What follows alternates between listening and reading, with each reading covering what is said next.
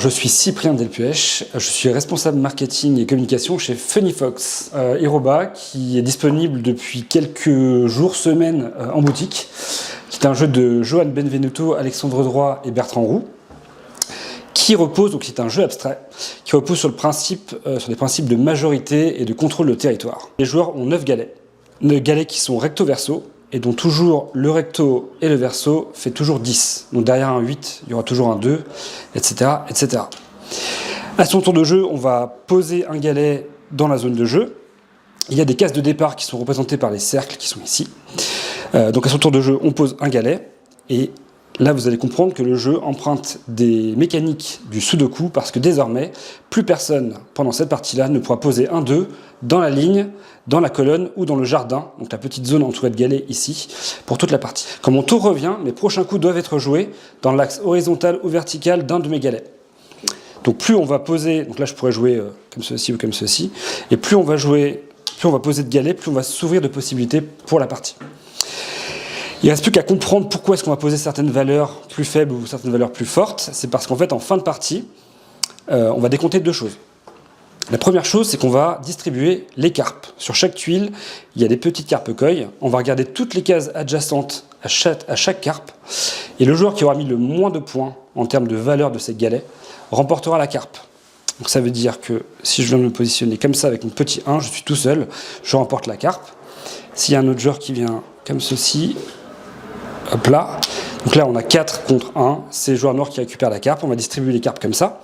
En cas d'égalité, chaque joueur va récupérer une carpe. Elles vont servir à doubler la valeur des zones que l'on va remporter.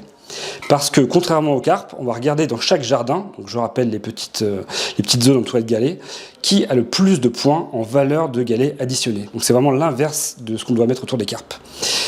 Quand je suis majoritaire dans une zone, je peux poser une des carpes que j'ai récupérées. Une zone rapporte autant de points que de cases qui la composent. Par exemple, dans cette zone-là, il y a 5 points à récupérer. Si j'ai une carpe et que je la pose dedans, je gagne 10 points au lieu de 5. Voilà. Donc tout l'enjeu du jeu, c'est d'arriver à la fois à récupérer des carpes, mais à remporter des zones pour pouvoir doubler la valeur des zones. Les joueurs ont des cailloux qui peuvent placer en plus de leur action de galet et qui permettent de bloquer une case n'importe où sur le plateau de jeu pour toute la partie. Donc c'est à la fois utile pour s'approprier une carpe, pour être sûr qu'un joueur qui va remporter une grande zone ne peut pas doubler les points parce que la zone est complète. C'est une action qui est optionnelle mais qui permet de créer un peu plus de blocage pendant la partie. Le point sur la table d'Olivier Mousseau. C'est un jeu d'ambiance dans lequel on va évidemment taper du poing sur la table, mais pas tout de suite. D'abord, on constitue un paquet de 32 cartes de 4 catégories différentes et le joueur actif prend le paquet en main. Il dévoile la première carte. En vacances. La mer. Voilà, on doit faire une proposition, un critère qui est en lien avec le critère qui vient d'être tiré. Je passe le paquet au joueur suivant, qui devient le joueur actif, qui va à son tour tirer une nouvelle carte. Les critères vont s'accumuler. Donc là, en vacances, unicolore. Je pourrais dire, pourquoi pas, un grain de sable. Un grain de sable, ça peut se discuter. Si tout le monde est d'accord, on continue comme ça. Donc si tout le monde est d'accord tout le temps, on vit dans le meilleur des mondes, le jeu va se terminer très rapidement, et le paquet de cartes aussi. Mais en général, rapidement, les critères s'accumulent et on dit un peu des bêtises. Si les joueurs ne sont pas d'accord, ils peuvent taper du poing sur la table. Littéralement. Si une majorité de joueurs tapent du poing sur la table, j'ai une dernière chance de m'expliquer avec eux. Donc là, il y a des discussions. C'est un peu là le cœur du jeu. Si les joueurs retirent leurs points, on continue. Je passe le paquet, on sort un nouveau critère. Si les joueurs maintiennent leurs points, dans ce cas-là, je prends un point malus qui vient devant moi. On retire les cartes du jeu et le joueur suivant recommence à 0 avec un nouveau critère. En fait, c'est les autres joueurs également dans le jeu qui vont faire le timing. C'est-à-dire que si un autre joueur a une idée, il peut lancer un compte à rebours en tapant du poing sur la table. Soit, avant les 5 secondes, je fais une proposition. Dans ce cas-là, si ma proposition est acceptée, je passe le paquet, tout va bien. On m'a mis la pression, mais j'ai réussi à réagir avec honneur et fierté. Soit je me trompe dans l'idée, c'est-à-dire que les autres joueurs ne valident pas ma proposition. Et dans ce cas-là, le joueur qui m'a mis la pression peut me redonner un de ses points. À lui. C'est comme ça qu'on se débarrasse de ses points, entre guillemets. Le truc, c'est que c'est bien de mettre la pression aux autres, mais si les autres n'ont pas d'idée et ne disent rien, au bout des 5 secondes, il faut en faire une. Donc le joueur qui a lancé le compte à rebours doit faire une proposition. Et là, attention à lui, si sa proposition est acceptée, pareil, il peut donner son point au joueur qui l'a coupé. S'il se trompe, si sa proposition est refusée, et ben là c'est 2 points malus. Alors Rainforest de Yoann Goupy, un jeu de placement de tuiles. Donc 2 à 4 joueurs vont créer leur jungle, vont agencer leur jungle.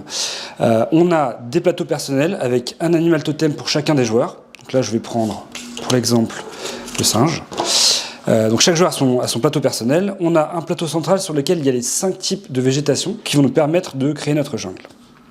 Pour la créer, cette jungle, il va falloir introduire des espèces demandées sur chacune des tuiles. Donc on peut voir que sur chaque tuile, on va demander soit de poser des jetons de n'importe quelle espèce, n'importe quelle couleur, soit un jeton d'un animal particulier, soit un jeton d'une certaine couleur, mais peu importe l'animal. Donc c'est toujours un des 3 choix. À son tour de jeu, on va choisir une des piles et on a toujours le choix soit de la prendre pour la construire, et dans ce cas-là, elle va rejoindre la zone de création de notre plateau personnel ici, soit la mettre en dessous du paquet, parce qu'on ne veut pas la faire, parce que notre zone de création qui est limitée à 3 est déjà pleine et qu'on est obligé de la mettre en dessous. On prend la tuile, on la met dans notre zone de création et on choisit directement sur les animaux, la zone des animaux qui est en dessous de là où on vient de prendre, soit tous les jetons de la même couleur, soit tous les jetons de la même espèce. Donc je peux placer donc mes jetons sur mes tuiles directement. Donc là je mets mon perroquet, là je mets un singe, et je peux stocker à la fin de mon tour jusqu'à 2 jetons maximum. Si j'en ai plus, ils retournent dans le sac. Dès qu'une tuile ou plusieurs tuiles dans le même tour sont pleines, elles vont monter. C'est-à-dire qu'elles vont rejoindre officiellement ma jungle. Dès qu'un joueur pose sa 9e tuile, on finit le tour en cours et on compte les points. Chaque tuile a un nombre de points de victoire indiqué en haut à droite. En plus de ça, comme je disais au début de la partie, chaque joueur a un animal totem.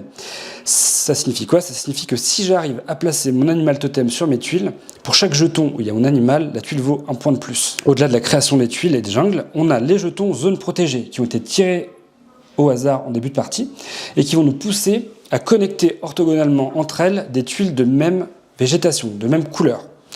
Par exemple, je suis parti sur du jaune, il y a un objectif jaune qui est là, qui va me demander d'avoir à un moment donné 3 tuiles jaunes connectées entre elles. Là, par exemple, j'ai 3 jaunes qui sont connectés, je peux récupérer le jeton bonus que je vais placer sur une des 3 tuiles qui composent la série, et cette tuile-là aura ses points doublés, comme c'est indiqué sur le jeton.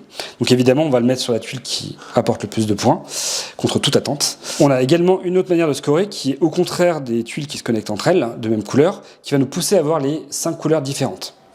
Dès l'instant où j'ai les 5 couleurs de tuiles présentes dans ma jungle, je pose ce jeton sur la tuile qui montre la 5e couleur. Et en fin de partie, chaque tuile qui a été construite après ce jeton, après la tuile où il y a ce jeton, rapportera 2 points supplémentaires par tuile. Et il y a des tuiles qui sont de double couleur. Donc ça permet à la fois tout de suite d'avoir 2 couleurs qui sont créées dans cette fameuse diversité qu'on cherche à avoir rapidement, mais également à lancer plusieurs séries de tuiles connectées. Avec une tuile comme celle-ci, je pourrais lancer une série de tuiles connectées jaunes, mais également avoir déjà une tuile pour les rouges. C'est une course.